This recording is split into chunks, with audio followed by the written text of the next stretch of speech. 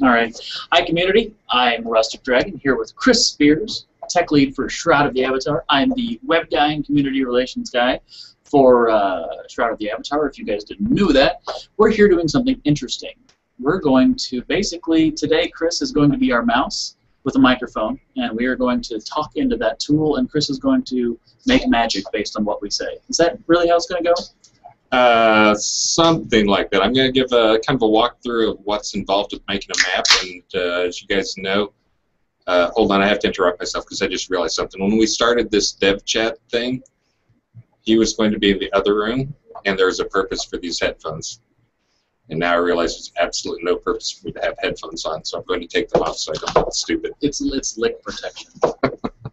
I think that's called hair.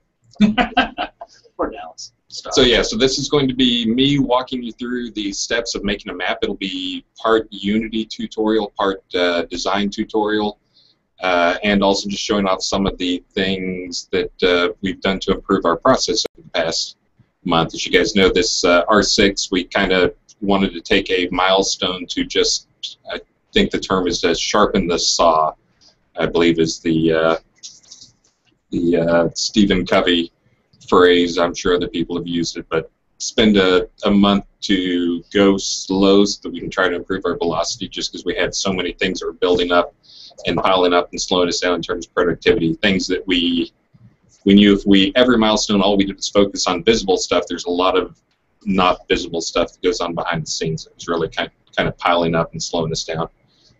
Come on, Joaquin, come on. Yeah, have a seat. So we're in Chris Spears' office. So firstly, we need to say this. Thank you, community. We are on a new initiative to try to have one video a week at minimum.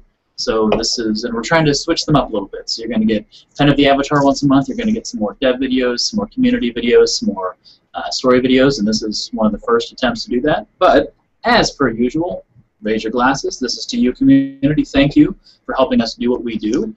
And speaking of helping us do what we do, we have someone new to help us do what we do. Sitting behind Chris Spears, we have our new tech artist. Is that? Yeah, technical artist. Why don't you tell the community exactly what that is and introduce yourself? Well, technical artist is a very big term. We do everything from visual effects to pipelines to sometimes rigging. I mostly focus on the visual side of things, so shaders and particle effects, stuff like that. So my first thing that I was just working in the past few days was... oh, that's totally a secret. No, I'm just kidding. Go ahead. I was making some improvements to the spin shader. So hopefully that's going to be in the build Thursday. I think I had my finger over the microphone for part of that. Sorry. Oh, all right. Yeah, and Thursday. Awesome. And you are, by the way? Alyssa.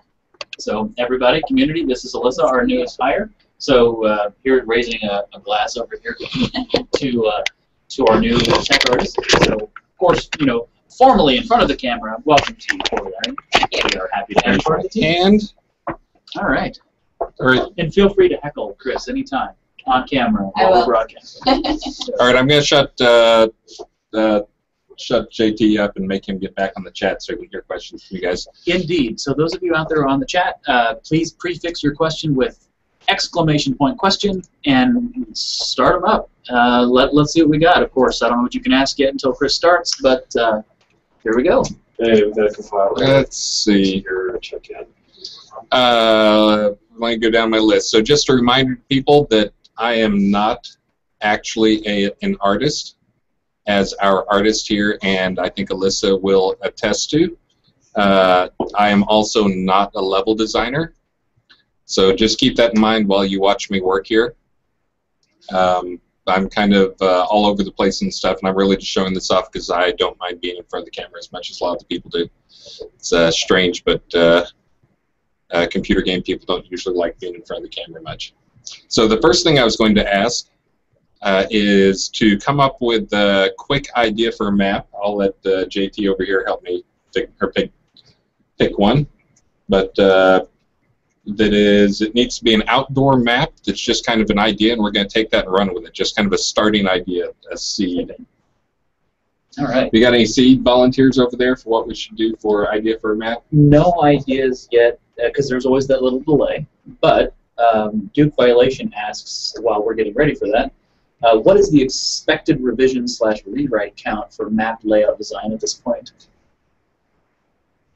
The total number of maps? I think he's asking how many iterations we're going to see of each map. Like, basically, is anything done yet? Is probably what he's getting at. Nothing will ever be done. That's just to be clear on that. I mean, I've been the one who's been saying pretty much the exact same thing all along, which is when we go live is when we promise to stop deleting your character. That is what going live means. So maps will continue as we figure things out, as new systems come online, as things get more polished. Things will continue to change. How many revisions maps go through, it is in the hundreds to thousands, to be honest. And that's not just like me pulling numbers out of my butt. That is looking at our perforce, our source control. It keeps track of how many revisions things go through. So Owl's Head is probably in the 250 to 300 revision changes. This release tomorrow, it's just going in now, but actually Alyssa and I are working on some improvements to the lighting, and also we're adding next gen to your game. I think that's what people want to hear. So we're going to make things will look a lot better in terms of how things are lit, what we're doing. Most scenes, we'll see which ones we actually get to for the Dev Plus playthrough tomorrow, which we will be doing, although I don't think we've announced it until just this second. I can't get my thumbs up. There it is. We get a lot of ideas coming in for the maps. All right, so starting from the top. Melchior Mayor, Rock Dwellings, Mishri, a crater, Dermot, swamp/marsh, Lone Stranger wants an old and abandoned zoo. Kurt wants a mountain that looks like a troll turned into stone. Ronan wants rock slide, Kill Donkey sandy area. Scolari79 wants an open air lava pool. Landguards has a forest ravine. Duke Violation says cliffs that you can jump and fall off of. Sir Icicle wants a lava river. X wants Chaos Valley. And that's... Oh, and one more. Crossbow Soda wants an arcane isthmus. Thank you for making me say that. It's much easier than saying Melchior. I actually did the Chaos Valley one. I did I don't even remember how long I spent on it. I think I said I was going to spend 10 minutes on it. It took longer than that, but that was purely because I was actually doing work at the same time. Does anyone have any screenshots of that? I forget where I sent that to. I'm not sure. Speaking of screenshots, we're still looking at your beautiful smiling face. Didn't know if you wanted to start screen share yet. Sure, we can start screen share. Because then I can start, you know... And then we can take our shirts off. Exactly. Where's my screen share? So I asked Dallas right here in front of me. How I sleep my way to the top of Portalarium, and he said I had to start with Chris Spears. So I'm waiting for that camera to go off. This is awesome. Is that not the coolest thing you guys have ever seen? I've done this like 10 times. I always screwed up. All right. All right. Oh, now they've got probably a bunch of crap on my screen they don't need to be seen. Let me fix that. And again, also, I'm not a level designer. I'm not an artist, and I am not a TV personality, so I will not be. Duke Violation suggests that, but with lava, just make everybody happy. Why are those the cliffs of Dover? Etretat. I don't know if it's French or what language it is. How about if we take a couple of the ones and we do a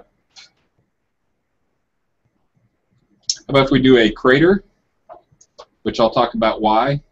A crater with a swamp in the bottom. How about that? A crater with a swamp in the bottom. We'll do like a volcanic-y crater with a swamp in the bottom that feels like a volcano crater that in the bottom is now filled with water. I can conceptualize that. I can actually conceptualize a little bit because if one of my favorite places to go is Kauai, which is they've got the rainiest spot on Earth, but it's kind of a big volcanic island with some swamps on it. They get, I forget how much it is, but like 500 and something inches of rain per year, so it turns into a swamp. And anyways, we are starting off. So step one. Oh, let me get my doc up here again so I can remember what I'm supposed to talk about. This is my doc I wrote in about 20 minutes. And sorry, this is not as professional as Richard or Star talking on this stuff. They have golden tongues, I know. I'm an engineer. So one of the first things we need to think about in addition to that, if we're going to do either a volcano with a swamp at the bottom, or maybe somebody mentioned cliffs that you can fall off of. That's also another one that would work well in a 1-hour session. How about if we do like a PvP map with cliffs you can fall off of? That's one of those maps. I'm trying to remember what game I played that in that had a good PvP map. That was actually a bunch of like jagged cliffs. That there are a lot of crevices and areas to run. I like the sound of that. Because I think it'll also be one of the first looks into PvP. Okay, now let's do that. I think that'll help people visualize stuff quite a bit. So, if this is going to be a PvP map, that's one thing you have to think about first. Is we have a lot of freeform maps where it's really just meant to you can go into it. It's an interesting space, but we don't try to hold your hand and guide you through it. There's going to be a lot of maps that are going to actually be handheld. You know, it's part of a quest, it's part of a story, or you get in there and Richard has, if you've read his RPG Tenants, his ultimate RPG, there's a lot of things that he believed go into the perfect level, that, you know, having 4 of a bunch of different elements of like 4 points of interest, 4 people to talk to, 4 steps, 4 major encounters, those type of things. If we're doing a free open map like that, that's a lot more achievable in an hour that we've already burned through 13 minutes of blathering around about stuff. So this is going to be a PvP map. It will not be a guided experience. We still have to think about, one of the key things you have to think about just purely to fit maps into a finite space is the borders of the map. This is one of the biggest challenges there are, which is why when I heard somebody mention Crater, I jumped on that. Is coming up with some type of borders for maps is hugely challenging. There's a number of different things you can do to actually border maps besides doing just the crater. There's you know, just having edges that you can limit them. The biggest challenge, I think, is when you start having large elevation changes in maps, which people like. I mean, that's half the suggestions people made would involve some type of big elevation change. As soon as you have elevation change, you have high elevation stuff in the middle. Now you have to start thinking about, yeah, you can get up on top of the mountain, but I can now see past the edge of the world. Even though we have the ability to make maps that are 2 kilometers or 4 kilometers or 8 kilometers across, you still can see to the edge of the world. You need some way to disguise that, and having something like a crater is one option. There's a number of other options. Is you can confine the play space. You have a mountainous area in the middle, but you build the play space out to be 4 times as big as what you need. Then you cut out a section in the middle that you say, this is the actual gameplay experience we're going to have in here, and then you border those parts. So when you get up on top, you actually can see at 1 kilometer plus in each direction. You can see forever, but the play space is actually cut out of that.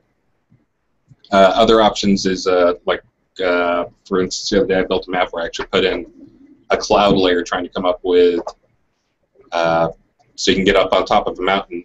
You can see for 1 kilometer of land or more in each direction, but then there's also a cloud layer that covers and shows, so you can't see beyond that.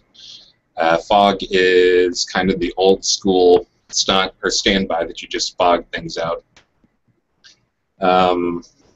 Let's see, what are some other good ways? If you're in a map that does not have huge elevation changes, one of the more common ways is what we do with a lot of our maps is tree walls, where you're actually taking trees and you're building the the edges of the map with dense, there's trees all over the map, and you use those same trees in a dense formation to build up an actual tree wall around there.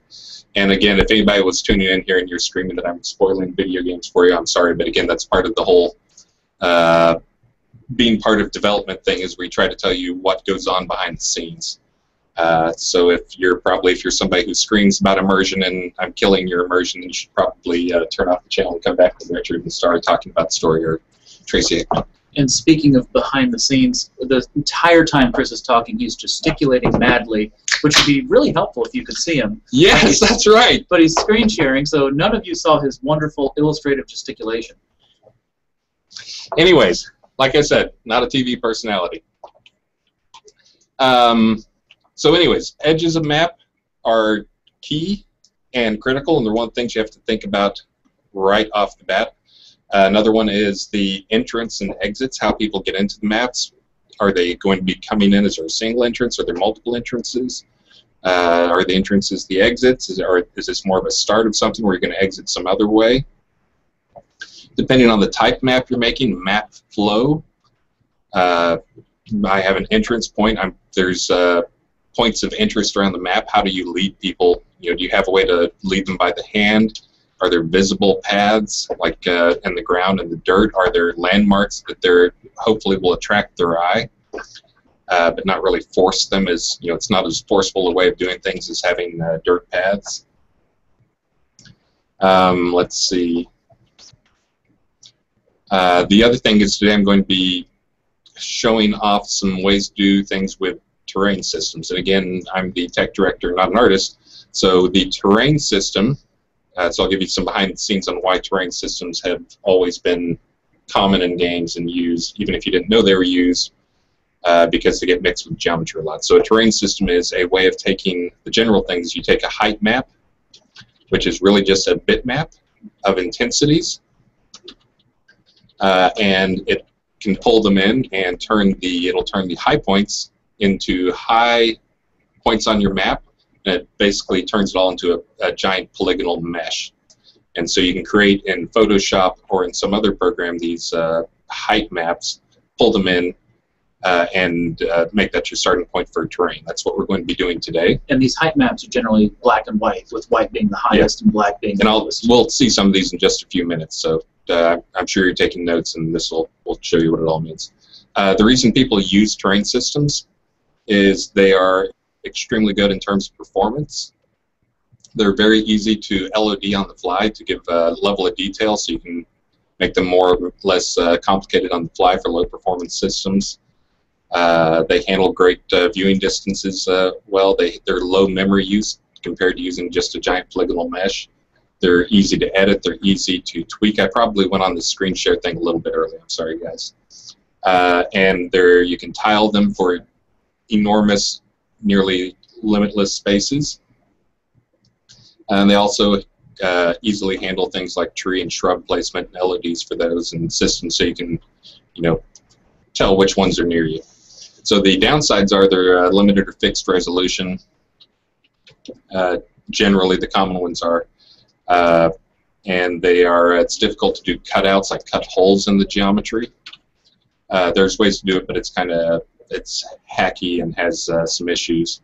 And you end up always having to make like a entry point geometry piece that kind of fits into it as kind of a mouthpiece for it. They also, one of the bigger problems is they do not handle sheer verticals very well. So like cliff walls, to get really good results, you tend to have to do those outside of the terrain system and actually put things in. So they don't handle sheer stuff. They do handle through different tighter texture mapping. You can get pretty good results on it, but they generally, you try to avoid very, very sheer cliffs. So doing like a canyon type thing, you can get decent results. We'll see how we can do today, and you'll probably see some of these problems I'm talking about come up in our actual test. All right, I'm going to get started on here. So I tried to, as much as possible, I'm going to be using free tools today that you can get free or very cheap. I'll be using actually a tool L3DT if you guys want to play around with it. It is, they've got a 90-day trial of the Pro version, and the Pro version is also not crazy expensive. It's like $39 or something. And it does kind of the basic stuff that we need that Unity does not handle. I'll also probably be using, I might touch EarthenView, I might touch GIMP, Paint. And the other thing, those are all freeware things, just image editing tools. The other thing that I'll be using that is not free is what's it called? Terrain Composer. So this is a Unity plugin that's one of the better Unity plugins out there for creating professional results.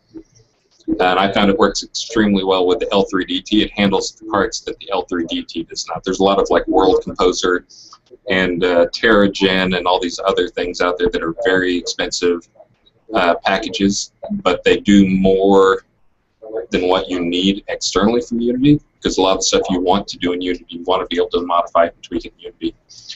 This also has pretty good round trip system in it, or I've come up with a pretty good round trip system so that you can modify stuff, pull it back and forth between Unity, edit the terrain, pull it back into the other program, into L3DT, modify it, erode it, do that type of stuff.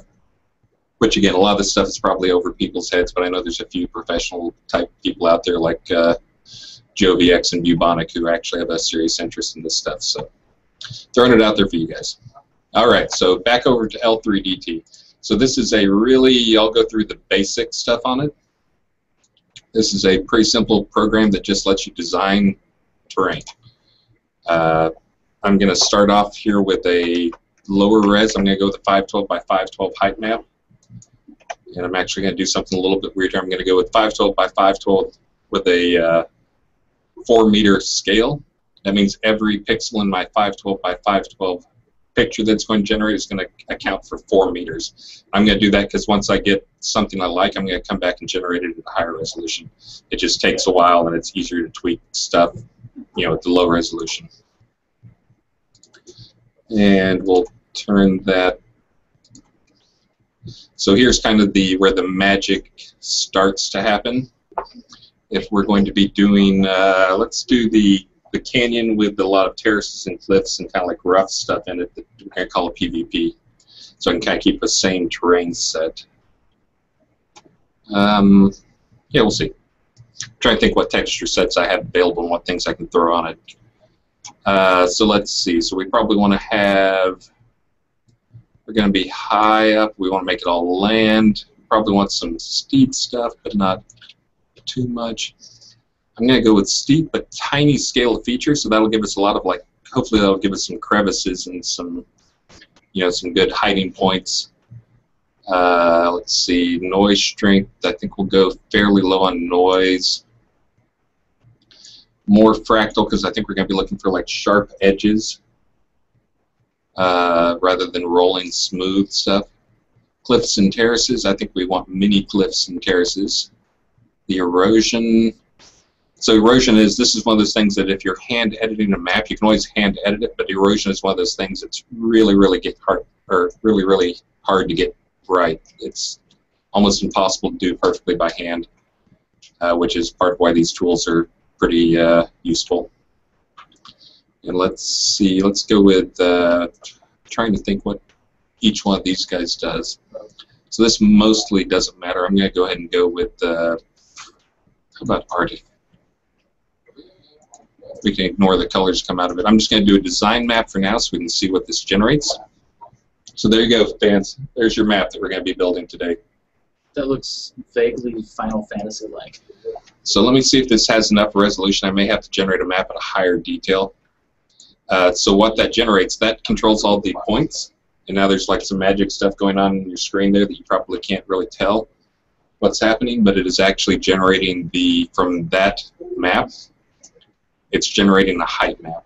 Let me go turn off contour lines. So as you recall earlier, I was talking about pulling in a height map that's really just an image.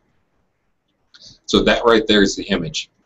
And you can imagine if you're looking at this, the brighter the spot, the higher it is. So this is kind of a jaggy, craggy map. I don't think this is tight enough. I think I'm actually going to go back and do a little more, try to get some smaller features on it, because I'm trying to imagine PvPing on this, and I just don't see enough good hiding spots and crevices. I really kind of want to make this, see if I can get to a point where it's really like kind of a tight maze almost of jaggies and cliffs and crevices. And don't worry about the canyon part or the cauldron crater part. We'll take care of that in a minute because this is all editable.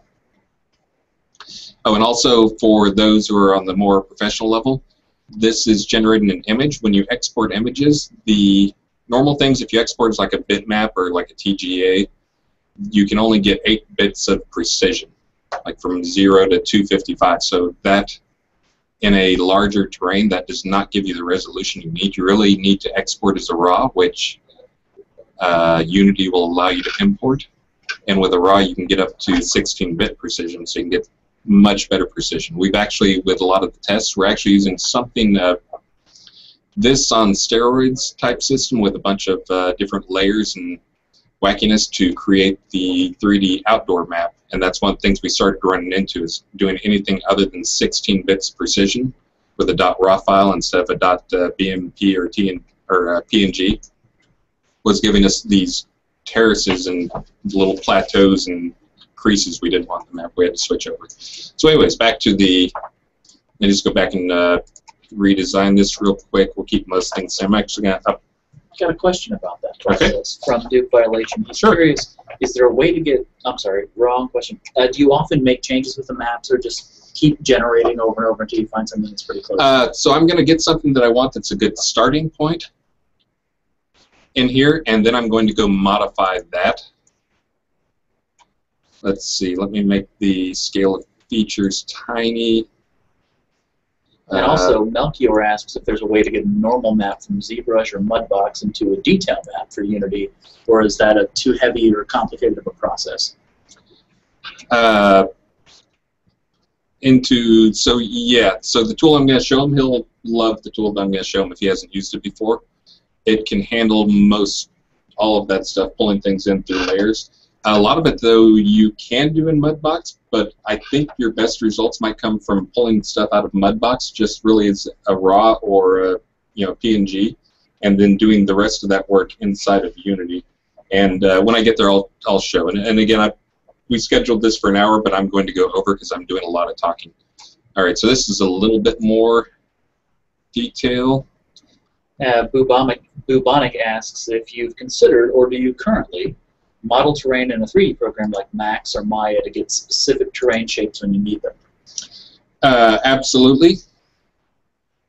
All right, I'm liking how this one's looking a little bit. That's a lot higher resolution. All right, so what is that you did there? Because with 2560 by 1600 and then shrunk down by the screen share of 2+, you can't really so that is, I'm doing, to create that, get to that first step, all I did was do a design map and do the design wizard, and this is actually going to operations height field and generate map. And you can see why I was doing the lower resolution one earlier. I just didn't think I was getting, I can go back and change the resolution, which I'm going to do that as well, and I'll generate a higher res version of the exact same map. There we go. Now that's looking like a good PvP map. So I can go back and turn up the resolution once we get the base design map set up. And oh, didn't want to do that. I can re-export it at even like 16,000 by 16,000 if I want to. I'm not sure what that noise was. It seems like an alarm going off, apparently. Yeah. But anyways, and again, I'm doing stuff with my hands. You guys can't see it. I'm sorry. I'm like the first-time radio announcer here. Let me do a little, I think I can go and edit this stuff now. Let's see, I want to go to Design Map. So you can kind of see as I flip between these two, hopefully, how those two relate, these two maps, so that you can kind of see the crevices and all the parts, and it turns that into this height field. A lot of the stuff that you won't be able to see in this detail until we actually pull it into a 3D program, until we pull it into Unity. And actually, I guess I can view it in here as well. You can edit the height field in here. I don't recommend it. It's not a very good editor. You can do some tweaking and polishing in here, but honestly, this program will let you re-import raw files. So you can take it to Unity, pull it into the Unity terrain system, edit it in the Unity terrain system, and then bring it back over to this program and use that to build a new design map from it if you want to. But you can kind of get a rough idea from this what we're going to be looking at here. And this is a base system here. Once we pull it into Unity, though, we'll be able to take this this stuff here and create a curve that will change how steep these areas are, how steep these little cliffs are. So we can pull this up and make some really steep, good crevices, and then go also in Unity or come back over here and flatten out some good passageways. So yeah, you can see this is a decent resolution to start. You guys feel like we're halfway through a map build yet? No? All right, well, I better get busy then.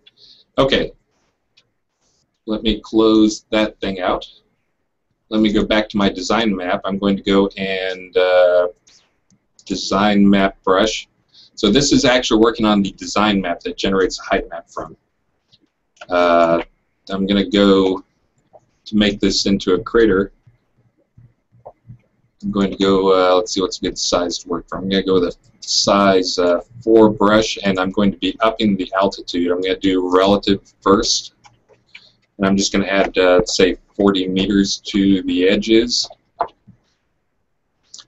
I'll do a little erosion. We don't want too much erosion on these edge pieces, or else it will give you guys lots of easy ways to just climb out. Or worse, the thing to hate more than people being able to climb out, or as much as people being able to climb out, is when you have places where you feel like you can climb out, and then there's this magical invisible wall. There's nothing more frustrating to players than that type of situation. Let's see, erosion, lakes, terraces. I'm not going to do terraces. I'll do a little bit of peak rough. So this is going to paint. You can see it's increasing the brightness of the map. So that's generating the actual brightness. So I'm going to just kind of pull off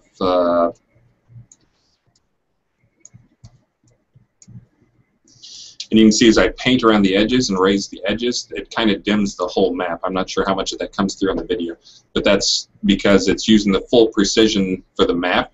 So it's kind of a normalized map. So when I raise the highest point on the map, it actually lowers the fidelity of all the rest of it. So you've got to be careful not to put any like stupid high points on the map, because it can actually pull down the quality of the rest of the map. And as you can see here, all I'm doing is going around and kind of feathering the edges a little bit. Again, we can edit this over in Unity as well. I'm trying to not kill too many of these little nooks and cranny details that we have down there. This is also where I will once again remind you I am a tech guy and not an artist or a level designer. I get to use that excuse a lot. So that is your version of "Don't Lawyer Me, Bro"? That is my, yeah. So I'm going to add up a little bit here on the edges. All right, let's see what this looks like now, and then I may go and carve, do a little more detailed carving. Let's see, height map. Actually, let me save projects. I'll just save it sure right there. Dev chat. This is on the slim chance that crashes. I actually have not had this program crash on me yet, but as an engineer, I'm used to saving things repeatedly. All right. So now you can see it's taking the height map that we had there, going through and doing the erosion, building up the layers, building up everything on it. And again, this is going to be the starting point for pulling this into Unity. This is not the final product.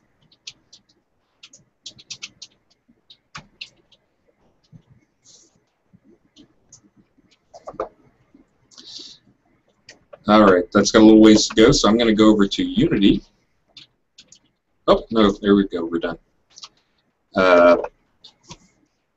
Hold on, let me get back over there. Bam. So, I don't like how high the edges are. I might live with that just because I don't want to go back in and futz with it too much more. And then I can fix this on the height map curve. I just don't like how much resolution looks like we lost in the middle. Okay, well, I think I'm going to go with this, and then I will fix this up on the Unity side of things, just because we're already halfway through time. So now that you have this, you can go and export. For those who are actually trying to pay attention at home, I will do this slowly. You can do export active map layer. You want to do a raw. You can give it a file name, Unity projects, assets. Look, I set up a folder for dev chat. Dev chat test raw.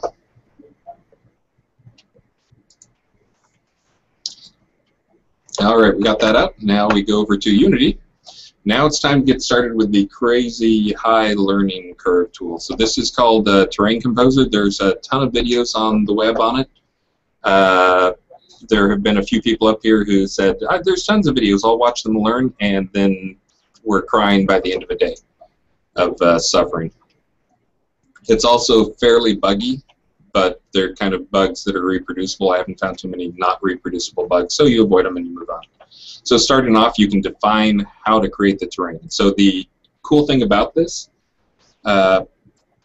is once you get this Terrain Composer project set up, you can set up different templates for different types of biomes and other things, and then you can reuse them. So this is, we're going to create this, but like if I delete my terrain, I'll probably do that several times. I can work in multiple resolutions.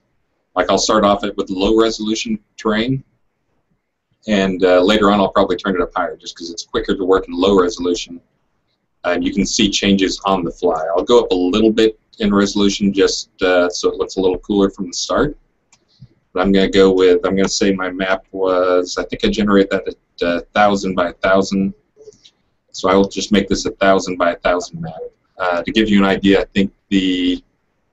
I think Owl's Head is 1,200 by 1,200. So this is, we'll make it a little smaller than Owl's Head. But again, I can go change this and change up how things work on it. So another cool thing for those who can actually read this at home is you can actually, you can build up tiles if you want to.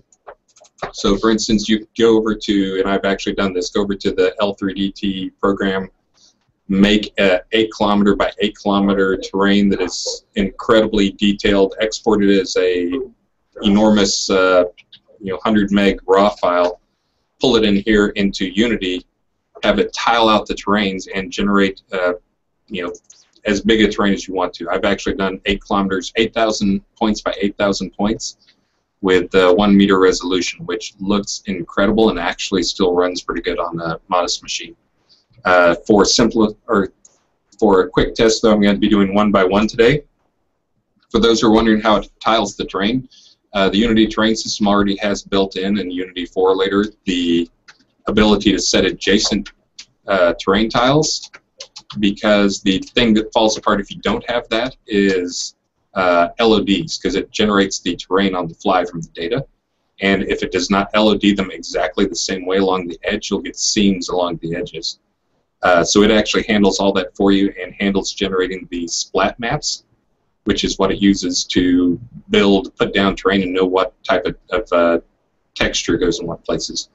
So it handles all that for you, and you can actually come back later after we finish this project. If I want to come back and export this as 100 different terrain tiles, I can. It'll handle it all pretty darn smoothly. But for right now, I'm just going to create a terrain that is a 1 by 1 tile and only 257 in size. So there's our 257 points, but 1,000 meter scale. So there it is. There's our blank canvas.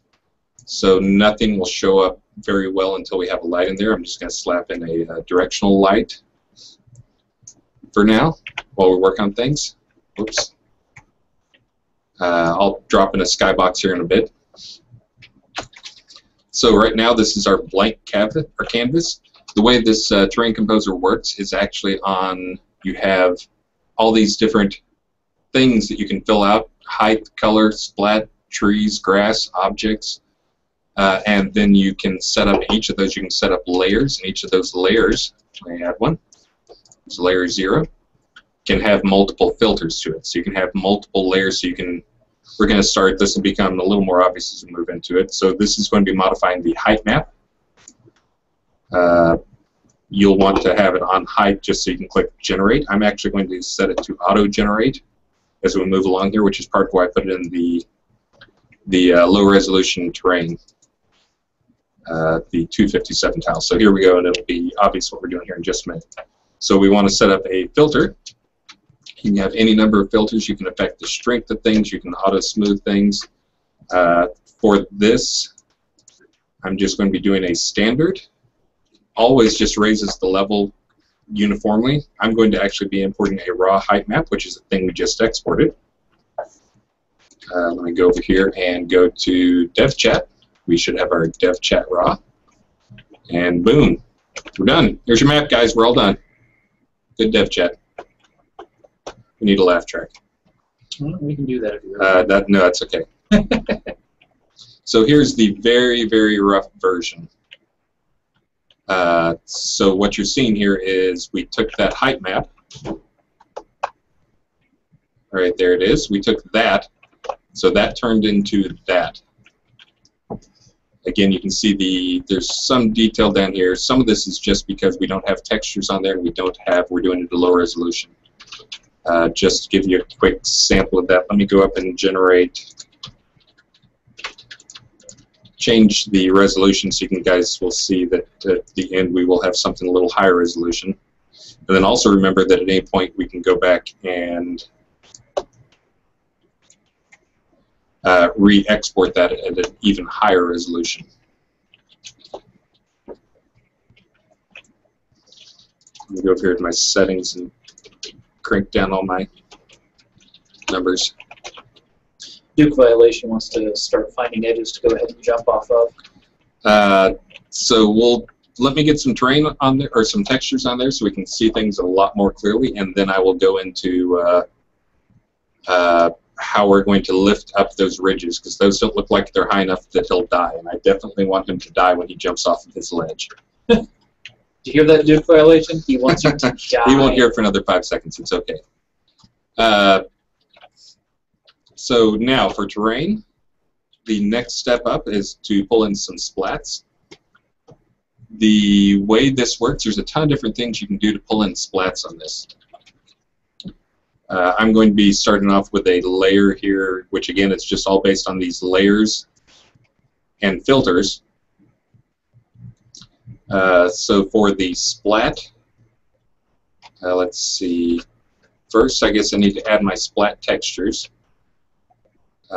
This does have you can import sets, prefabs of splat textures already set up, which I'm just going to actually pull in the default. I'll probably go modify those here in a bit. I'm going to pull in one of the default ones that's set up just for speed for this. So we now have that in there. We can come down here. We can add to the number of splats we're actually using this layer, which I'm going to do. And then we're going to use we'll start off by using the height. We'll do the add. Oops. Here we go. This is the curve for how things map to it.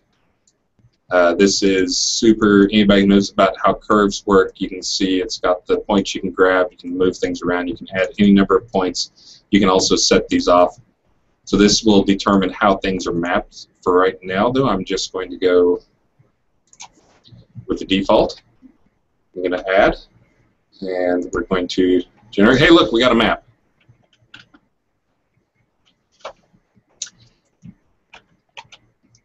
So now it feels you're kind of getting an idea of what's going on down at the bottom.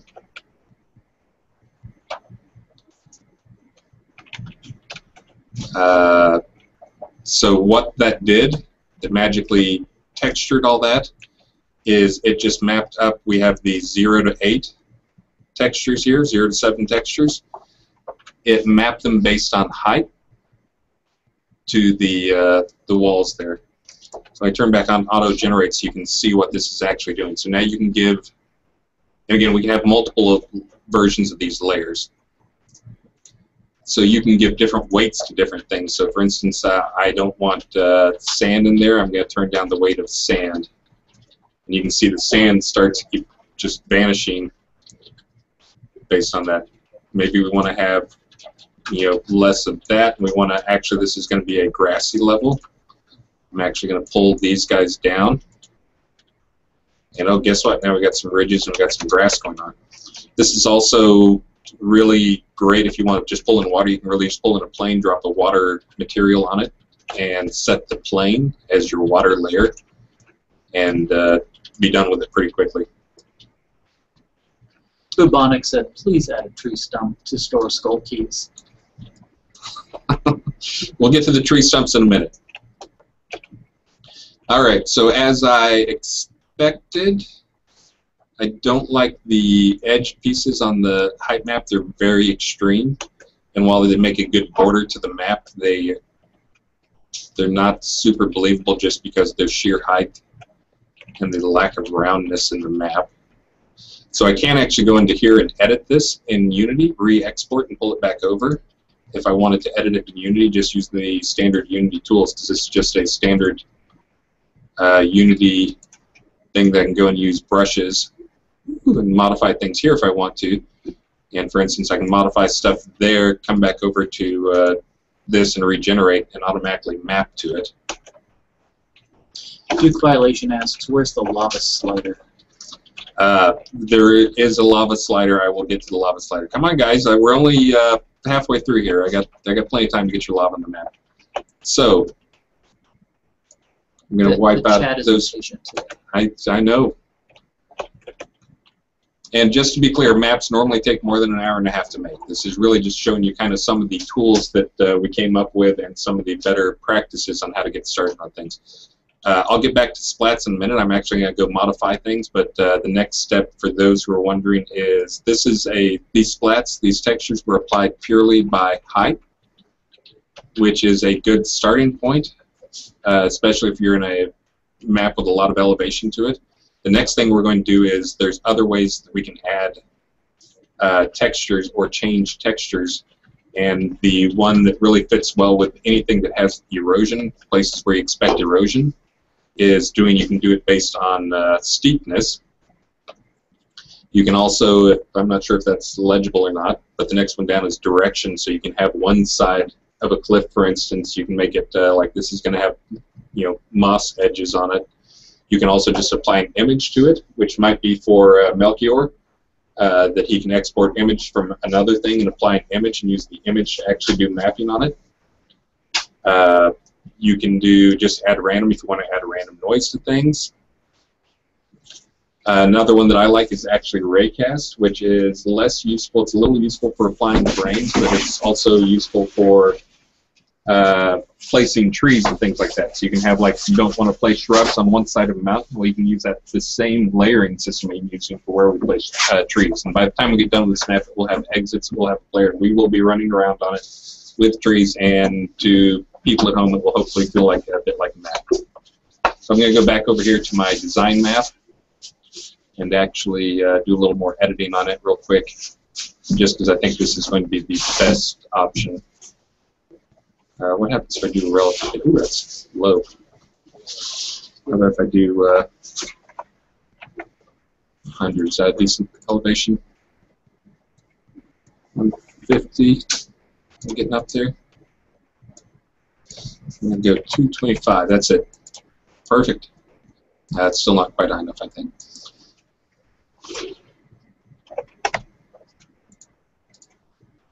All right, and the thing I'm shooting for is to find something that is lower than what's there, but higher than what's on the area around or below it. And this will also show some of the round trip and how quick and easy you can go back and make modifications to a fairly organically created map. And we're going to do this probably a couple times, because I will probably go add in some little edges and a good cliff for Bubonic to jump off of. Let's see. Let me do a 300 edge there. And 2, and just do a little more. Did you bring enough for everybody? Yeah. No, I'm just teasing. What do you got there? Turns out a community, it seems that Alyssa is a chocoholic. She's got 2 types of chocolate behind us. We have I've got 72% dark Okay. chocolate with orange and cranberry. Oh wow, that sounds amazing. It is really Now we're going to regenerate our map. Whoops, Operation Hype Field Generate Map. 78%. Just regular straight up. She has 3 kinds of chocolate. So community, next time you send a care package of alcohol for Stephen, be sure to throw in some chocolate for Alyssa. And I'll always take pizza. Or liqueur filled chocolate should satisfy us all. That sounds amazing. Yeah, that's a perfect compromise. Okay, while that generates in the background, we're going to come back over here and we're going to look a little bit more at getting our splats. So this was the default set that I loaded here. I really don't like it. We were trying to make a crater with a lot of sharp edges. I'm not feeling the sharp edges yet. I think we can fix that to an extent, but I'm not feeling the grassiness of it, so I think I'm actually going to go and update our splat textures while that other one builds in the background. So we got this dirt called Good Dirt. I guess that's good dirt. Forest, I can kind of see that. That feels a little too not evil enough. I'm liking that rock. I think that might be up there. And we don't have to use all 8 of these. We can also, we can go more than 8 if we want to. For, again, more pro tips for those guys at home. The way the terrain system works is it generates for every 4 splat textures that you use, it will generate 1 splat map. The splat map is the size of the, it's not necessarily the size of the map, you can actually define the resolution of the splat map, which determines how finely you can paint into things. But the bigger thing is, so having 4 generates 1 splat map, and you can usually do it in 1 pass in those shaders. Generating 2, you can usually, most of the shaders are optimized for 2 splat maps. So having 8 or fewer guarantees 2 splat maps, which is kind of the optimal sweet spot. And honestly, if you're doing more than 8, you're probably doing something wrong. You shouldn't be doing it the way you're doing it.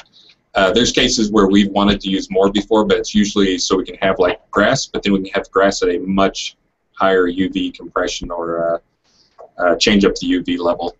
You know, so we can put it on a hill, but it still feels like grass instead of just a green mess. All right, let's see if our that's not knocking my socks up. I think we're going to go with that for now. I'm going to export that one right now, and then I'm going to kick this off going in an even higher resolution version of this that we'll import later on, and it will magically just come on in.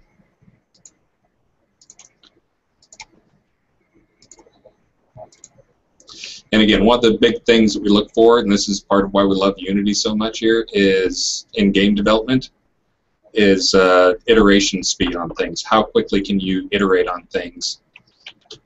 So we had this.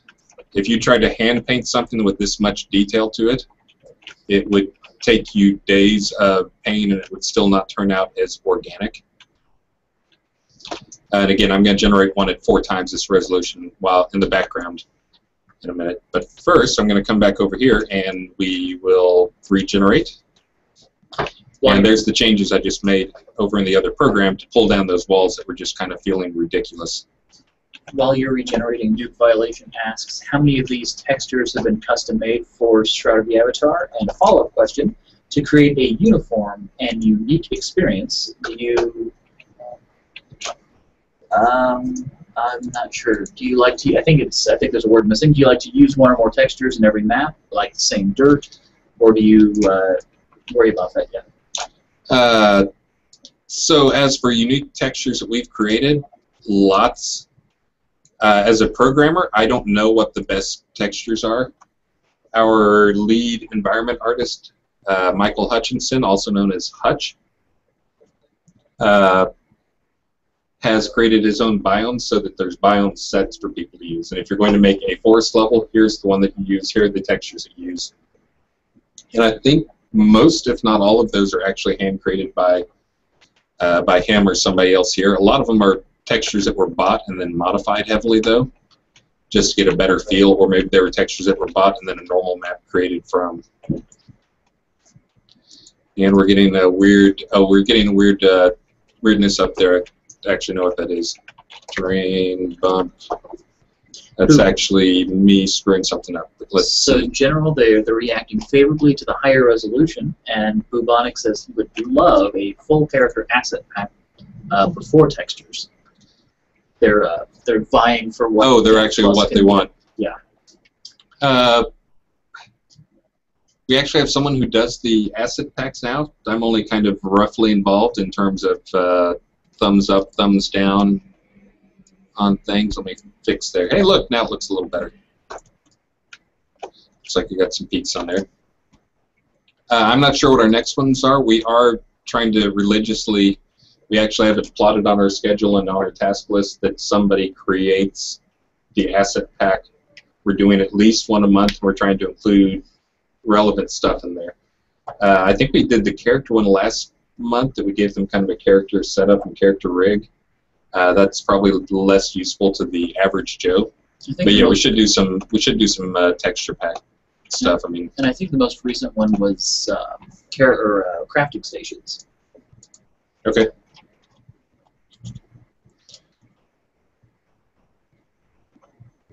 So again, as I'm sitting here messing with this stuff, you're totally getting an idea of it's all about iteration. I'm actually going to pull out one texture there. I'm going to move this guy to start pulling down the cliffs. Pull down everything. I want rock, cliffs, rock. Oh wait, I did not do what I meant to do. That's what I meant to do. There we go. So that's getting a little closer. Again, I don't like the grassy. I'm trying to figure out if I even want grass in here at all. I think I do want some grass. I might actually take grass off here completely and just leave this little scrubby grass on here. So again, while we're looking at this, let me go back over here and start the high resolution map. Let's see. Just make sure I don't screw anything up horribly. Where's the design height map resize? There we go. I'll go up to 2048 on this.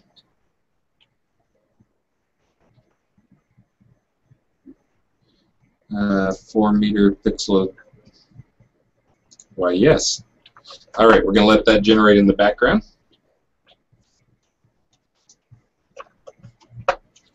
There we go. So before we finish, that'll be done. It'll probably only take about 5 minutes. We just don't want to stare at a white screen with little pixels filling in. And we want to come back over here and make this feel better. So I'm thinking we want to make this as a crater. When I think of craters, let me pull up my research tool here.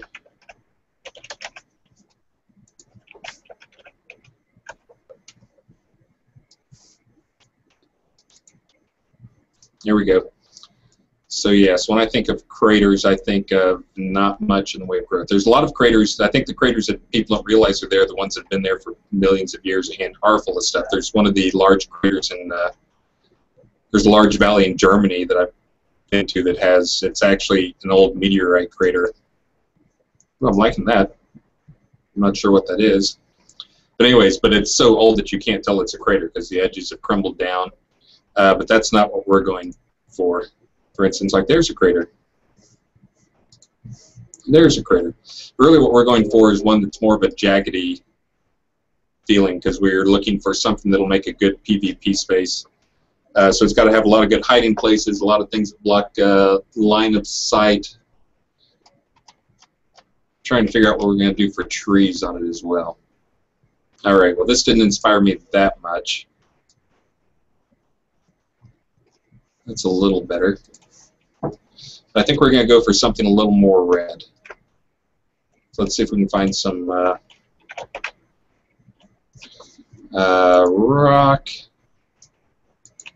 All we're looking for right now is texture. Melchior has a very technical question for you. Mm-hmm. Does it make any sense doing an ambient occlusion bake on a terrain just to make all the craters stand out more? You can, if there's probably the best thing for that. I mean, really, I think using real-time ambient occlusion is better. We were actually just talking about this. Is Alyssa Justin, also known as the one and only, and I've been talking lately about improvements to our lighting systems, talking about baking out light maps rather than light maps to use ambient occlusion.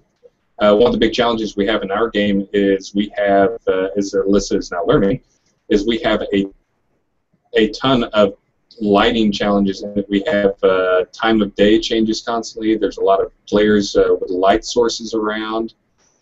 We want to keep the bright elements of the game.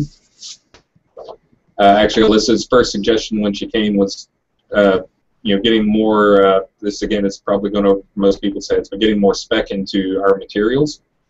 A lot of our stuff does not use specs, but using the spec and then using the spec at night to pull out the details. So even though it feels dark, this gives you a feeling. A lot of like Skyrim does this quite a bit, and the downside of that is you lose a lot of the colors. And we're trying to avoid losing the colors as much as possible. It really just reflects the color of the light.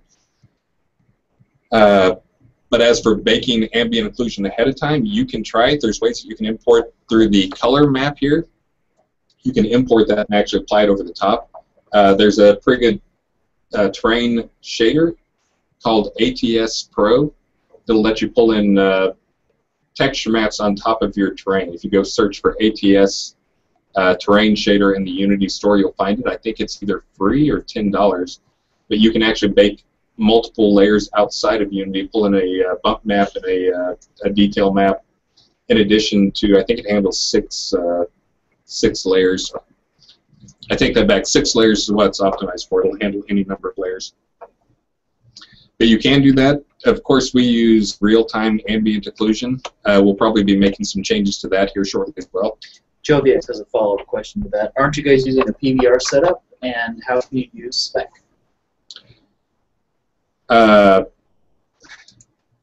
Spec in here. Oh, look, it's done. Is he talking about how can we use spec for the terrain, or are we talking about how to use spec in the game? Not quite sure. They'll probably answer in about 20 seconds. Yeah, follow up with us on that one. All right. I'm not multitasking as well as I'd like, so I'm going to try to focus on building the map a little bit here, and then we can come back to talking in a few. So this is exporting the 2048. Do I really want to place it? Yes. Okay. Pull it in. Now I come back over here to my height map. I will reopen.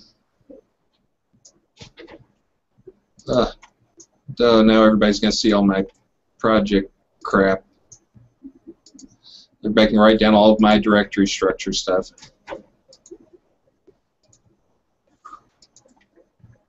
Next time I fire up the dev client, I'm going to / load level Chris's Fantasy Wonderland, because I've seen it now.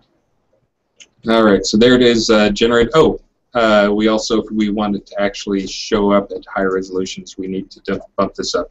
So just so people can get an idea of what this will look like in the end, I'm going to rebake this real quick as a higher resolution.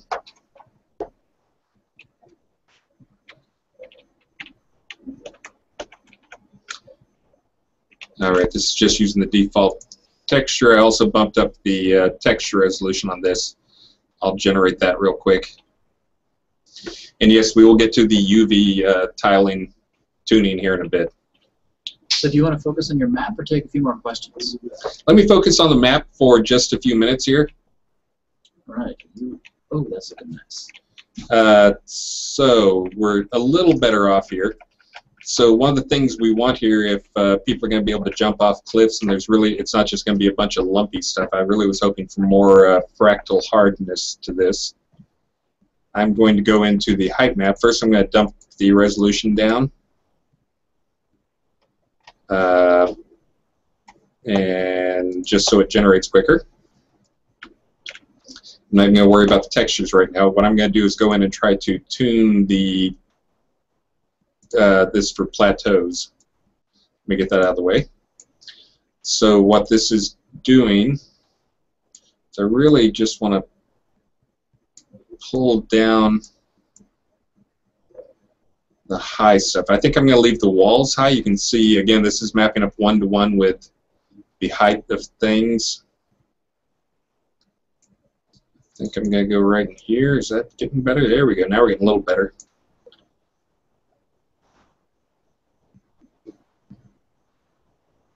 Let's see. And hopefully this is coming through okay in real time as I modify this stuff. But you can really generate the curve for how it interprets your height maps. You can build up some pretty steep plateaus, and you can make the edges pretty flat on things. So we can kind of flatten out the bottoms a bit. There we go. Flatten out our bottoms a little bit, give the edges some steepness there, and make it so this is a little better space to run at. We can also do some things like try and smooth things. And if this is feeling lumpy, I know the map guys are out there screaming. Remember, I dropped the resolution to low res for quick editing so you guys can see the changes on the fly. Whoops.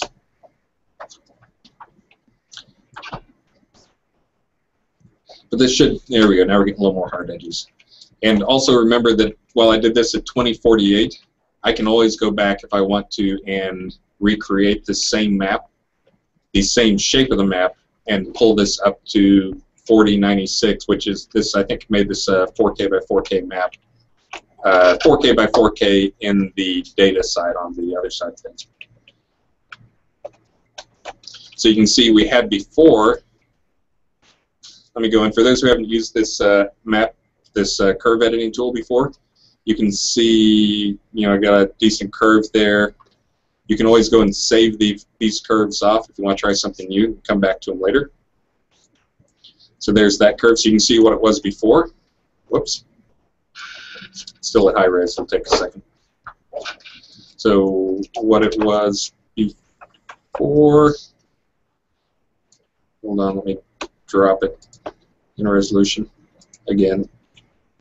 So anyways, that's what it was before, and this is applying a different curve to it. I can change the shape to make it feel more like I keep the edges high, but then I kind of make more plateaus and deep passageways through here that are hopefully too steep for people to ascend. If I want to get really down to the tweaking, I can go and like get rid of these little lumps just by finding where that's something in there.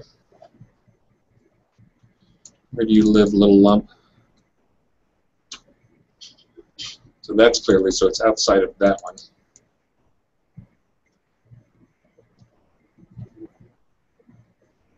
You can actually go and fine tune and get things exactly where you want them. You pull all that down just a little bit. So that can be a little time consuming, but again, this is all you can set up a single, once you have this profile in there, which I should go do now, you can go and save these profiles off, load them up anytime you want to. Repeat this process, but start with a different base terrain. Pull all that stuff in if you're trying to generate, like, again, you're trying to generate some PvP maps. And I'm kind of looking at this right now and seeing some areas that make good little plateaus that we probably want to let players get up onto. I'll probably carve that out at some point later. And again, I'm running this at low res, so don't panic. And again, getting this back to a point where it feels like something. Like I mentioned, the whole iteration speed and being able to see things is hugely important. Being able to modify things, go back, retweak. But now let's do one of those things I was mentioning. I think I'm going to leave this with the grassy tops and the sandy bottoms. Actually, you know, maybe I'm going to swap that.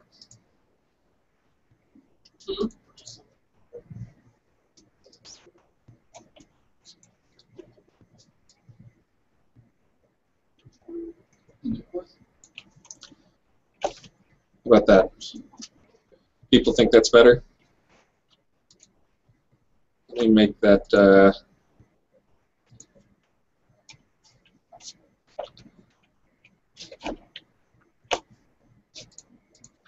I think I'm going straight for the... There we go. How about that? The eroded top, I'm just going to remove that one.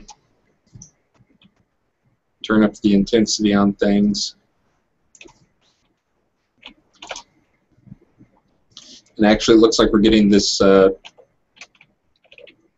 not even sure what that texture is supposed to be there on the side. I'm going to see if I can fix that while I demonstrate the UV mapping stuff. So there's the base. This is set to a base of 50 UV. Just going to turn that down to like 12.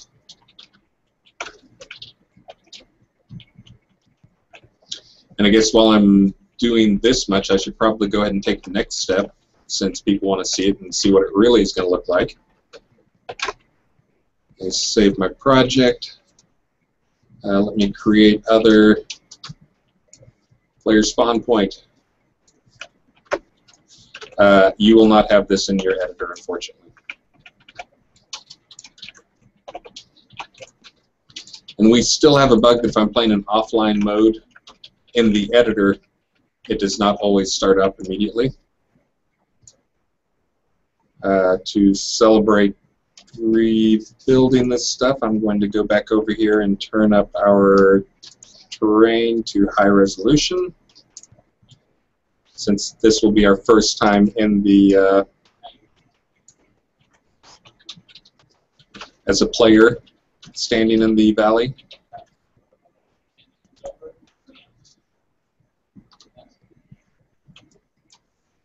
It's a lot larger than I expected. That's what she said. Boom! There you go. Where's that laugh track? I need the laugh track. Wah, wah.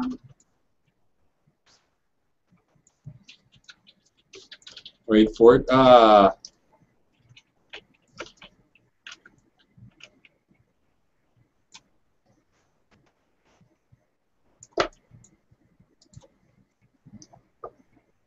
So we'll get a player down in there so we can see the actual size. Oh, I'm going to be a severed head. First I'm going to appear underneath the terrain, and then when I do appear up there, I'm going to be a severed head. I'm sorry about that. These are the bugs that come up in the day before we do our dev test build, is new things get swapped in. Hold on. It always works the second time.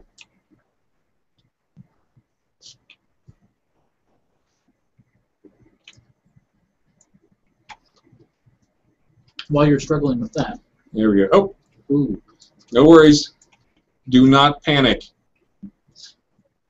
Let me go and add a, take the next step, which is to add a skybox. Oh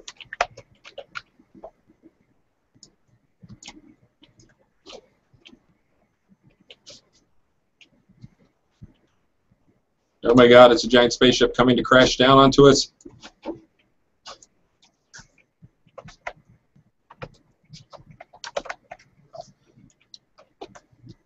We actually use a sky dome, a number of reasons.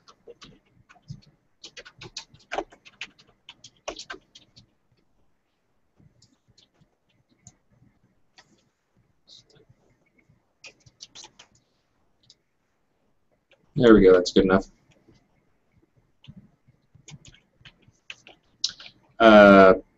So let's see, and we also probably want to, we'll use the default camera that shows up for us. And sorry, but yes, I believe I will be a severed head today.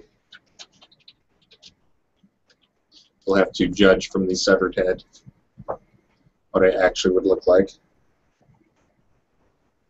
There we go. I kind of like floaty head mode. So there's my severed head floating around. Reminds me of Planescape Torment.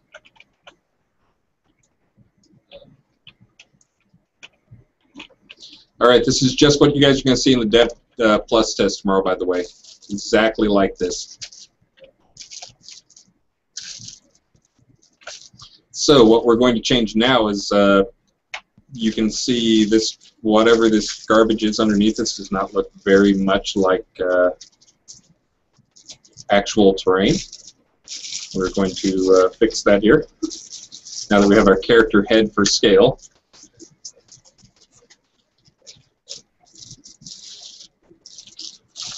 Going to go in, I think that is this texture. And look, fixed it. So for those who don't know what this is it's the equivalent of UV mapping, which determines how tightly a texture packs onto something.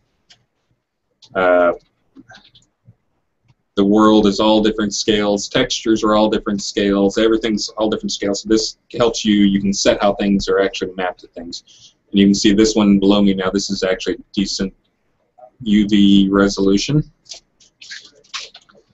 I'm sure there's some art critics out there, I'm sure Mel is at home saying that it should be 4 times as high or 4 times as low or completely different. But anyways, I'm going to go with 5 for that. I'm going to go with, you can see how washed out that one is. Let's see. Oh, you thought it was washed out before. Now it's going to be really nasty. If you go too low, though, you get the patterns. There's some ways you can actually mix these patterns in. Melchior, the ATS Pro shader package I mentioned, Terrain Shader actually has some systems in there so you can mix in. It'll do the trick of you take the texture and then you mix it in at 4 times the resolution on top of the 1 resolution. And it helps hide the patterns a lot better. For us today, I'm just going to be adjusting a little bit. And actually, that's really a bad. If you look at things in nature, you never see like dirt on a wall, and we have a dirt texture on a wall. I think that's a dirt texture on the wall. I'm not quite sure. They call it Forest 3. We're going to replace that with, let me find a rocky texture.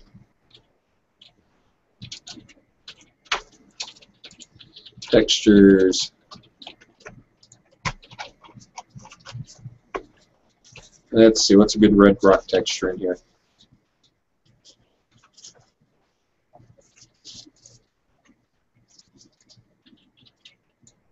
Bubonics curious if you have a good solution for texturing the steep cliffs. There's several solutions for doing that. As I mentioned earlier, if you were in the earlier part, the steepness in terrain is the toughest part because the map that is used to generate the terrain is 2-dimensional. So it's flat, and the value in the height map determines how much it extrudes that point. Which means that you have very little detail, because as you stretch things up, instead of it being the horizontal, you're now stretching the same texture over whatever distance you stretched up. Instead of it being 1 meter, it might have a 50-meter climb in that 1 meter if it's a really steep surface, which stretches textures. You can add to that complexity by, you also run into, you can tile things at a higher UV rate. But then if you use that somewhere else, it'll either be too compressed and it won't look right in the other places. Because what might be fine on one horizontal might not be fine on the other horizontal. The better solution is there's a number of shader packages out there that you can actually use that have some of the same tricks that I just mentioned of mixing it 4 times. The ATS package, there's the best shader package out there is actually the Relief Terrain package, but in terms of learning curve, it is off the charts, and it is one of these where it is a million different ways to break it. I swear to God, it has 1,000 different setting options, and if you screw one up, the world goes to crap.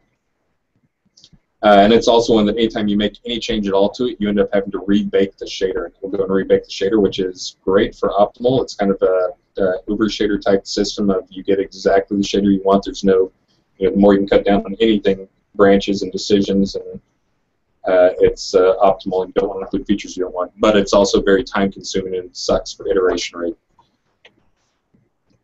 So the easiest trick is using rock faces. Apparently I replaced the wrong texture there. Thought I was using that one. I guess it's actually going to... oh, you know what? I didn't actually set it. Oh, now I just screwed up my textures. Let's see. Bubonic says that the only way they were able to get something to look really good was to import custom geometry and place them on top of the Unity terrain in place of cliffs. So if you're doing truly sheer stuff, that is going to be the only way you'll ever get, and that's not a Unity weakness. That's just a weakness in terrain systems. You'll always have to make in geometry. If you're doing that, one of the tough things that people have problems with is getting the mesh to blend smoothly with the terrain, because you're talking about one form and one mapping to the other. The ATS package and the relief texture package, they both have, or terrain package, both have ways that you can merge meshes into the terrain that you can actually get a professional result out of. Definitely go look at those, and actually if you look right here on the screen, there's a RTP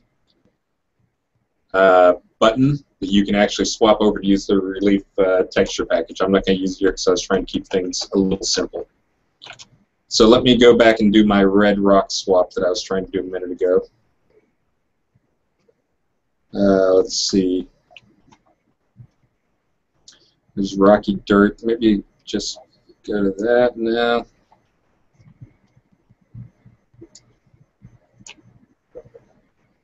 Rock 1.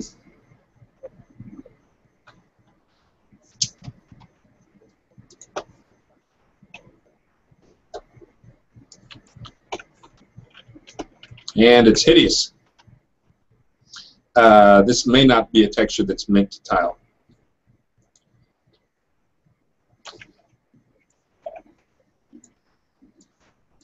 Let's see. So for rock textures, they're generally set up to tile at a much lower rate. So a single rock texture will go a long ways, versus grass and other things that you're actually going to be standing on. You want these to be at a high mapping rate versus the rock textures, which you generally want to be low. For Bubonic and Melchior and the other guys looking for stuff, we're going to be doing a video a week. I will probably mix in another one where I start talking more about like relief terrain shaders and some of the more professional stuff. Right now, I think I just want to try and get this to a semi-finished level. I'm going to actually go back to my default here, mix that up, and try to clean this up real quick in terms of at least go to some red dirt on the bottom.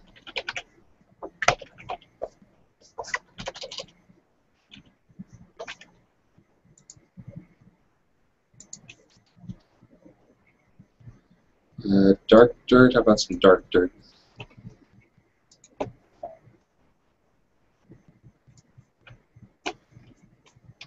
that's right, we're not using that texture anymore. Let's use that texture.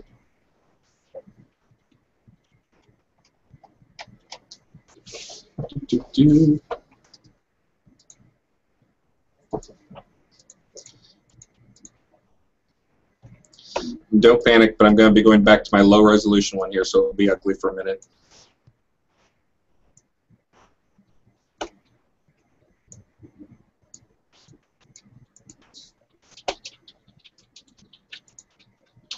Oh look, my player's still out there. I forgot I'm actually doing this all in run mode right now.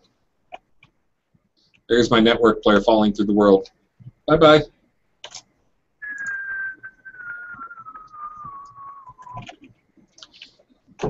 All right. So now we're back to this. We can go back. We can do the quick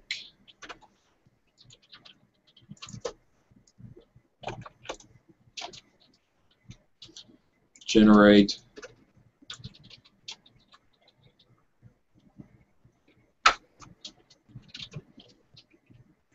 and come over here. I'm actually going to use the terrain editing tools just because we're not going to have a ton of time to go back to the other tool and generate it higher.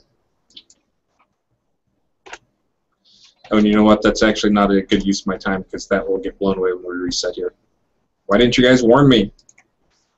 They're too distracted by the payrolls updating the Dropbox. That's good. Let's see.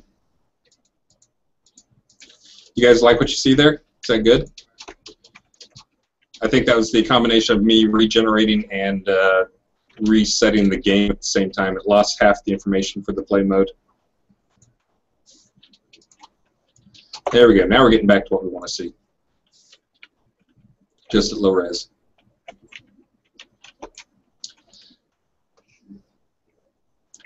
All right, I absolutely hate that. I'm going to do a couple little things real quick. I'm going to stop talking for 5 minutes. We've only got 20 minutes to finish off this map.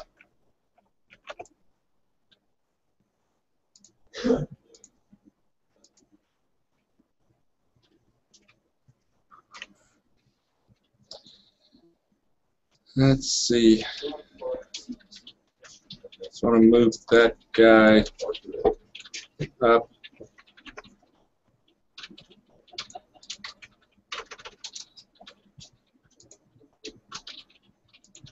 I think I am going to make the tops there green and grassy.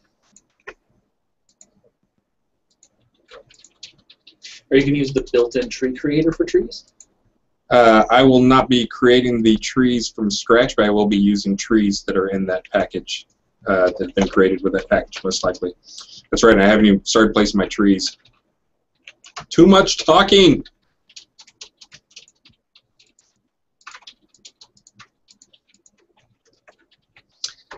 So now to get from this level of detail to the other, I actually am going to go turn up my resolution. I'll turn it up to 1024.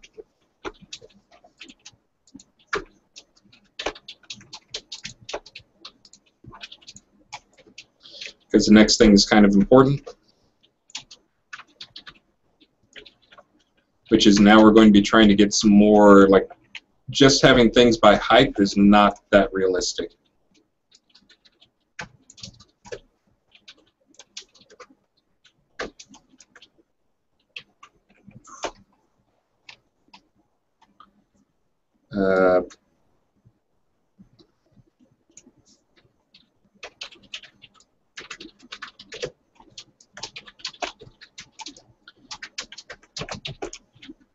I think actually I'm going to go up to have grassy valleys,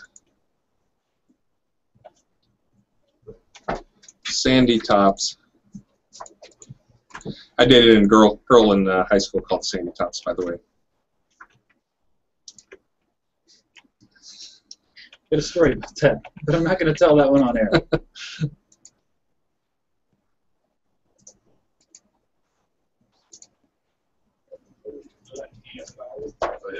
And actually, I did work with the Sandy Valley, which is an interesting name. So the girl I knew was Sandy Fields, which we thought was funny. But then she got married and changed her name, and it actually got more funny. But I will not say what her name is now. Sandy Valley, if you Google her, she did all the voice work for Star Wars: The Old Republic. Like, she managed the process. So all those millions of lines of dialogue, you can thank her for it. Trying to figure out what's going to feel good here. I'm not seeing what I want on the floor. There we go. That's kind of what I want.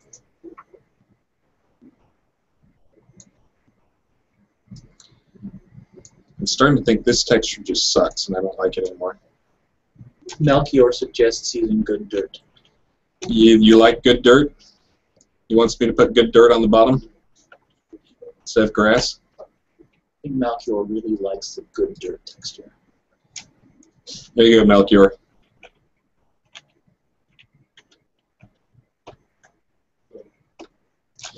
Well, now that grass on the side there, that makes no sense logically. I think I'm going to have to just ditch that altogether. We'll make this rock that is eroded into dirt. I think I'm going to keep that low. I'll keep this one really low. I think I'm going to raise how much that one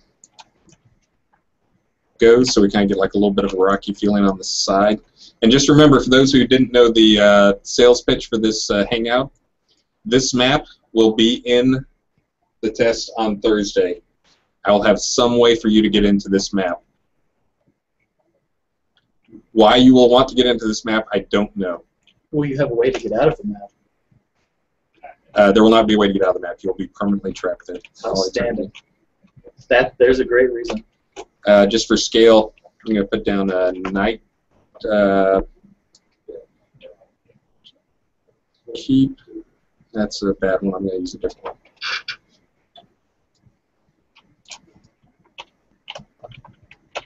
All right, so there you now kind of get a scale.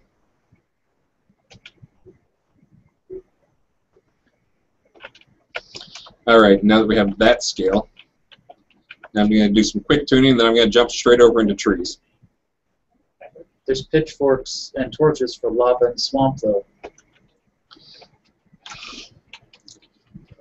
I'll tell you what, I'm going to dump it. When we get done with this tonight, I will swap this over to lava and swamp. See, if I could, there's almost, there's enough top connecting terrain here. I think I might make the switch. And then I can put some bridges on there. I think that's going to actually work better. The community is now designing quests for this map. Really, that's good. So here, you guys want your lava? Oh, you want your lava? You'll get your lava. We're totally changing this map. I'm going to do this mainly because it's also a great demonstration of how quickly we can iterate on things with this. So that feels like it's a decent lava texture. You know what this texture is right here? Let me expand this a little bit. You guys will love this. Let's see, I'll put it on the bottom. This texture right here, I found this the other day and I want to sneak it into a game because it kind of looks like, I don't know, red rock dirt, like broken up lava. It's actually a close-up picture of raisins. No shit, it's a picture of raisins. There you go. So we're going to sneak that into the game somehow, and if you are watching this, you will know that you're walking on raisins. I'm walking on raisins. All right, so back to switching this over to be a lava map in a matter of 3 minutes. Rock. Oh, okay. What happens if we go with that rock for our top? I think that's what's showing up on top the most. Let's see if that works. That did not show up on top.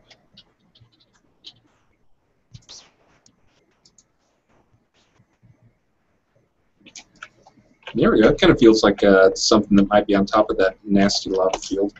That guy right there's got to go. All right. Well, the whole pitch of this was R6. Release 6 was we were sharpening our saws so that we can increase our production velocity. So there you guys just saw me in a matter of how many minutes?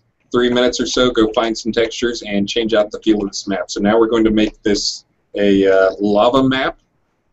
I will put a death plane at the bottom there, so if you touch the bottom, you start burning. And this will be a map where we will have you go along the tops of these things here. I'm going to do one more little pass on trying to tune the height that we import things at so that we can try to make these actual play spaces up here. And so we will make the play space that you stay up on top of this thing. I'll get some brown smoke in here. We're not going to do any trees, obviously. You know what I'm going to do? Throw a few trees in just so we can demonstrate how cool the system is. I think there's a set in here that I can just take that tree. I'm going to do away with that one, leave those guys in there. Set. Add a new layer. Yep, that's a tree layer, that's correct. Add in my trees. Oh god, it's going to crash. I've done this before. This is where it crashes, by the way. Hopefully it does not.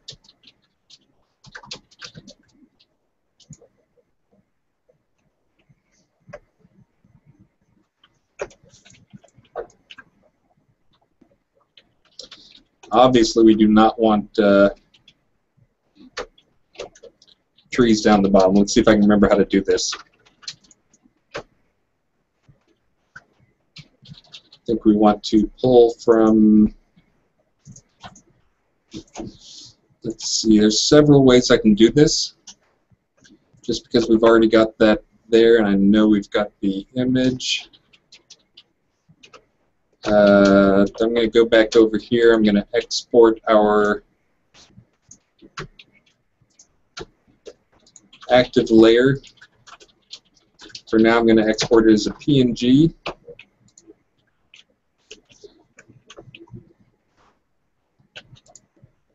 Sure, why not?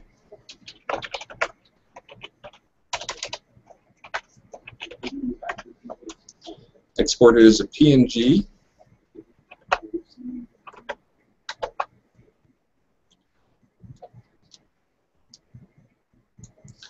So we now have, if I go there, open and explore,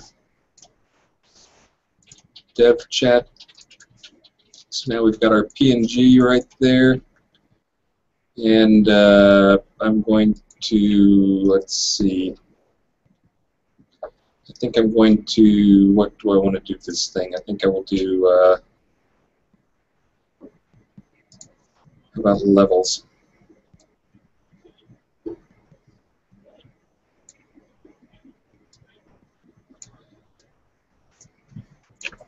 Yeah, I think I'm going to do something else. And I'm sure anyone who's an actual artist out there is laughing at me. Alyssa already makes fun of me because I don't use Photoshop.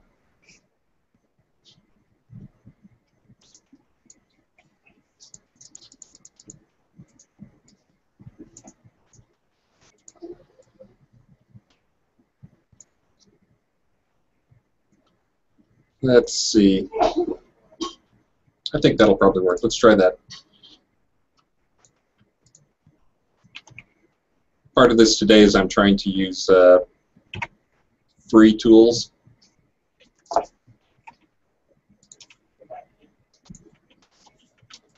don't really care if those guys are on there. And now I will bucket that in. Good old white. Let's see if I can select the low parts. Lower my tolerance.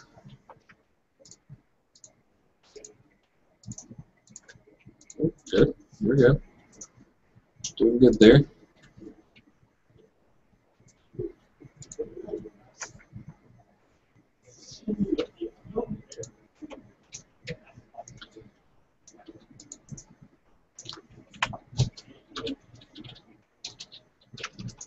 All right. I think that filled it.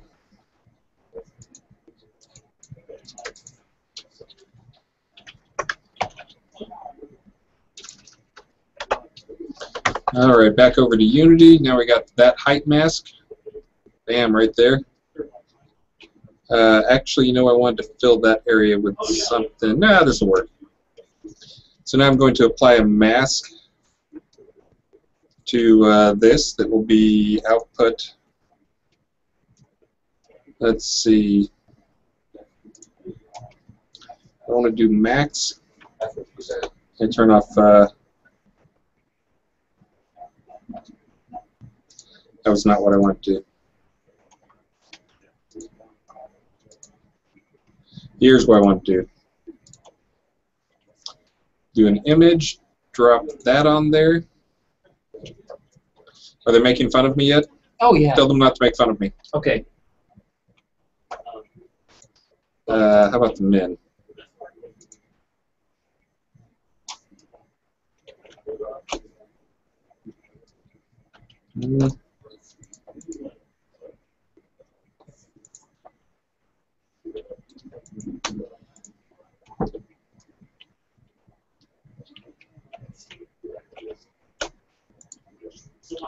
Let's see if I subtract.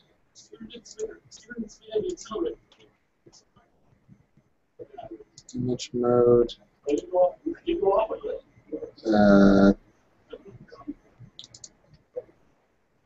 Clamp.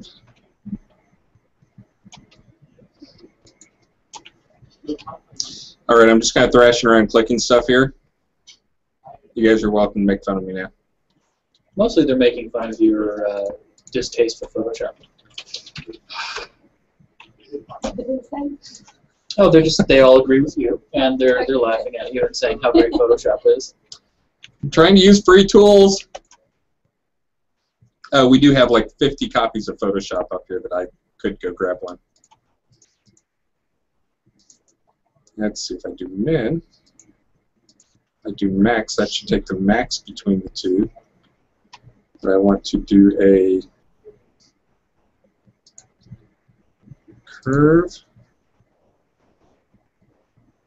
I mentioned the whole really steep learning curve on this thing, right? I think I will solve this a different way. I'm going to solve this. Let me go disable that sucker because it's not doing anything anyways. Where'd my trees go?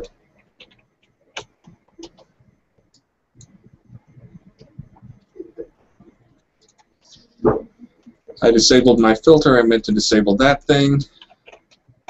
Now they're making fun of me. I know it. No, Melchior's asking if it's too late to suggest a different level. No. But isn't that the strength of this tool, that you can change it up in 3 minutes? You just watch me change it up.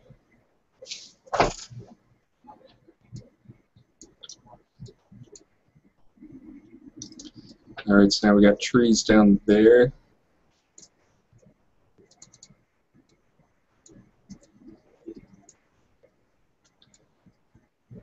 I want to get my trees out of my lava.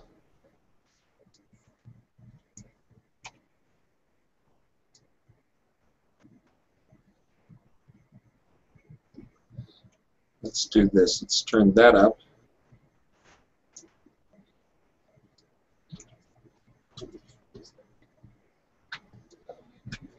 Damn you trees, get out of my lava.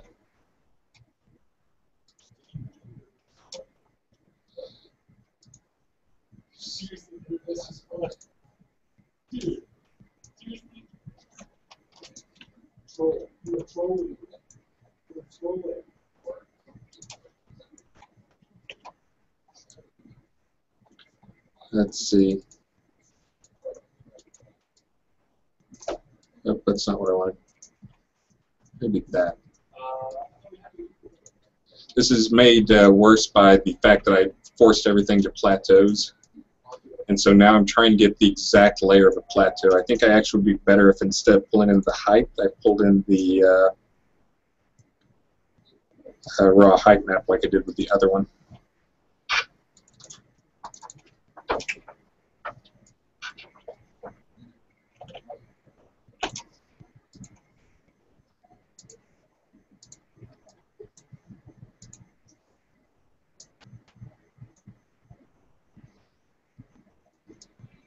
Working on it.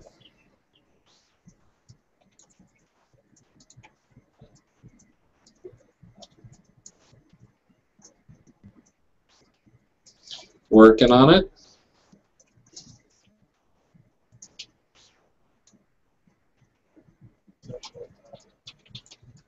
I can't get them on the plateaus. All right, there's just going to be shrubs there for right now. Actually, I'll fix that by going up here and...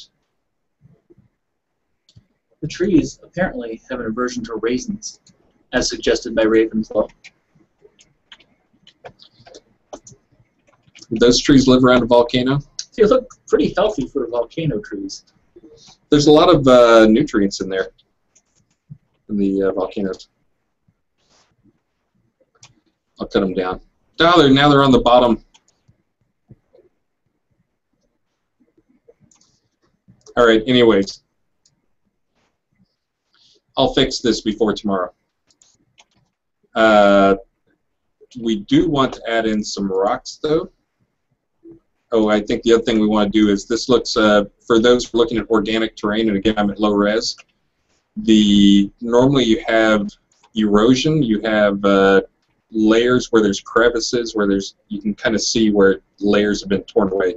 If we're just mapping this on height right now, the next thing I want to do real quick is add another layer to our splat map and change things up so we're actually looking at, we actually factor in steepness into it. I do not want that much. I'm going to remove that.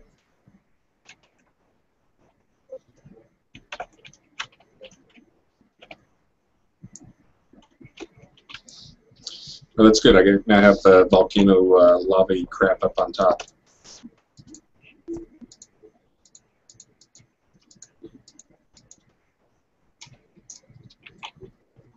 Okay, so there you can kind of see what I'm talking about is getting a little bit of the brown into based on the steepness. So the flat areas are all the same. Except I think I want to go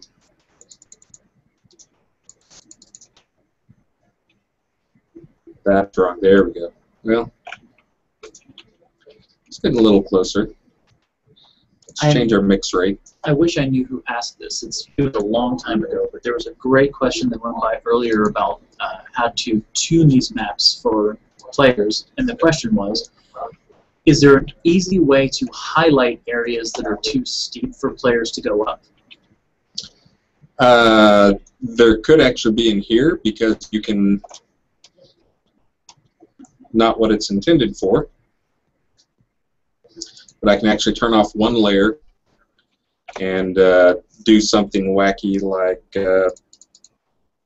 say, we're going to say that lava is too steep for you and grass is okay.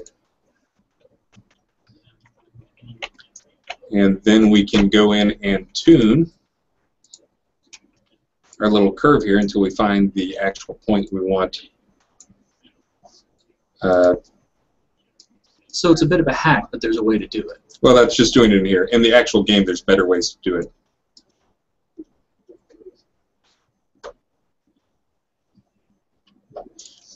And so this is, you can actually see, start to see, this is not actually pulling numbers from the game, this was just me hand eyeballing things. That doesn't sound very comfortable, by the way, the whole hand eyeball thing. Mm-hmm. This was me just eyeballing things as to what feels like a decent amount. And again, this is where I'll scream about iteration rate is important. And you guys saw how quickly I did that. All right, let me undo it a couple times here, see if I can get back to a map. Oh, God. That was not what I wanted. That's where I want my plot to be. Charge extra for this. Now we have a volcano field with grass on top. We're making good progress, guys.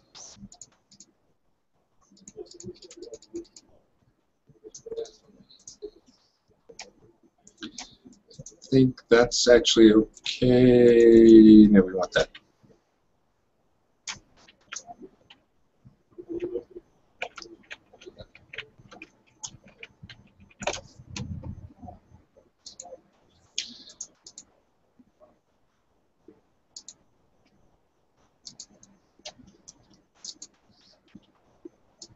Has it been more than 30 minutes since I reminded people that I'm the programmer type and not a level designer? I think it has.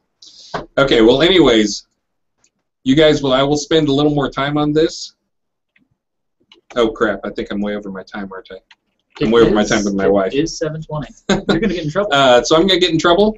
So I'm gonna have to call this now and go home and apologize to my wife, who is fortunately not into watching these things on YouTube. I should have set an alarm. But anyways, I will clean this map up. I will add the damage field below. I will also go and scatter rocks using the same tool. Okay, you can turn that off. Clean it up. I will put the damage field below. I will get the character spawn points already in there. I just need to move it around. I will add a few features here. I'll probably add a few little bridges between some of these plateaus that you can't see because you're now looking at my face instead of the screen. And I will turn this into a play space in, oh, I don't know, probably take me an hour of not talking and not being distracted by stuff. But trust me, it'll be glorious, and then you can say that you were there when that map was being made. Again, thanks everybody, but I'm really going to have to run because I'm well past my time that I promised my wife I'd be home. Indeed. Tune in next week. We'll have a new hangout of the Avatar for you guys. And thanks to Chris Spears, tech lead for Shroud of the Avatar. So as always, thank you, community, for letting us do what we do. I'm Rusted Dragon. See you next time. And this, we'll have Or more not of these next time. chats, by the way. Remember, we're doing one a week, so I'll probably get it in within the next month. I'll probably have one that I'll cover into the more detail and hopefully not have a appointment to get to. Indeed. See you guys next time, guys.